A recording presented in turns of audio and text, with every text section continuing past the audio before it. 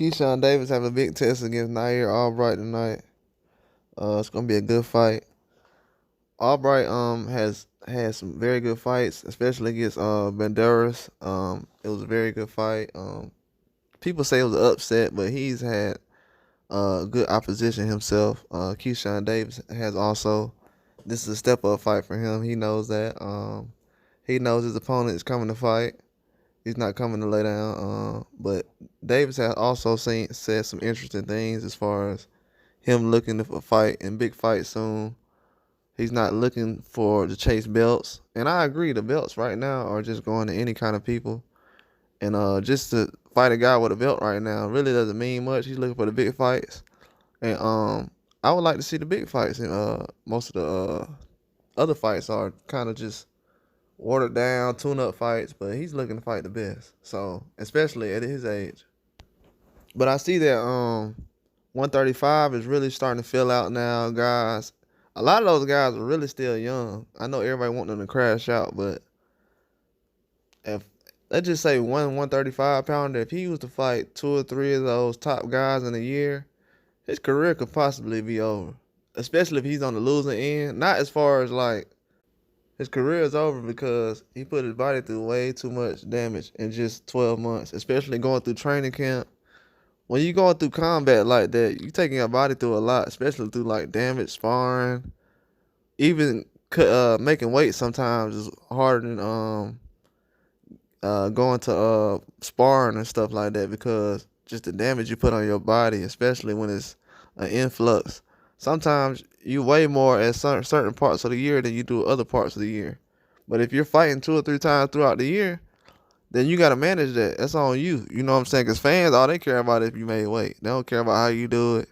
So it's all up on you. But these divisions are starting to fill out, especially 135, 140.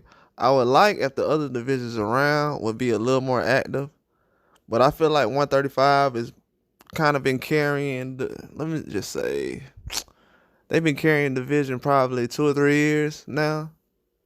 Especially with Tank floating around 135.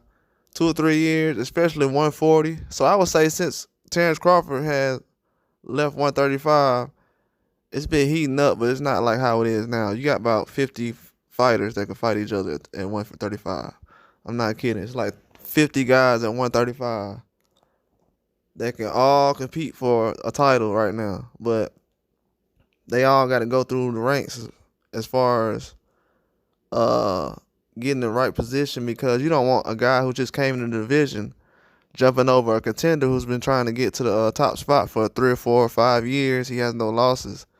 So even though we want to see Shakur fight Tank and stuff like that, the rankings still have to go through a process, especially if the fight's not being made just on a handshake agreement or just a contract being made as far as before a mandatory is put together within those 18 months.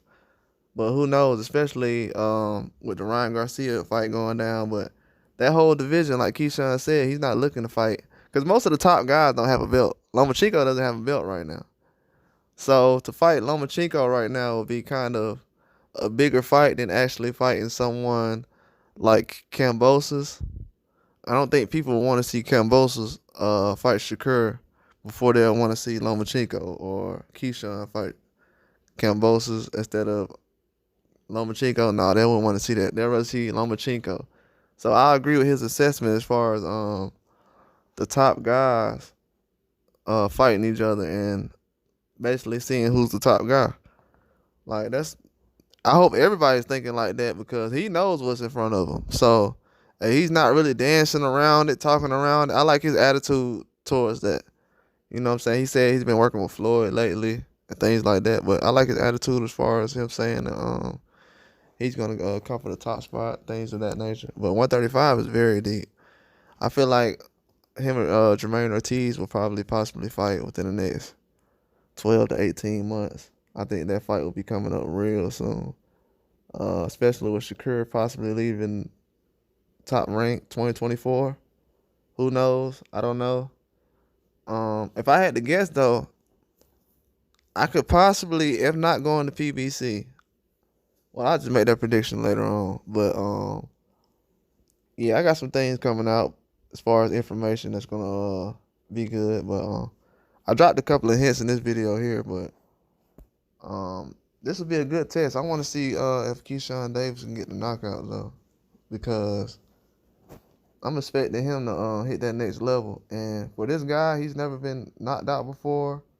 He's never been walked down really and just dominated. So for him to just get in the ring with this guy, outskill him, outbox him, and just outpunch him, dominate him, walk him down any way he can, counter, because this guy gonna be punching too. He's not going in there to lay down. So if he can dominate this fight, I think he'll be ready. But I have to see how this goes because this guy's a good fighter. Albright's a very good fighter, so I have to see what Keyshawn's made of after this fight. But I feel like with his attitude right now, he's going to try to dominate this fight. It's going to be a very, very good fight, very good test. And he's moving fast too. He's not playing like nobody else. He's moving at his own pace, but he's moving very, very fast. So that's all I got. Like and subscribe.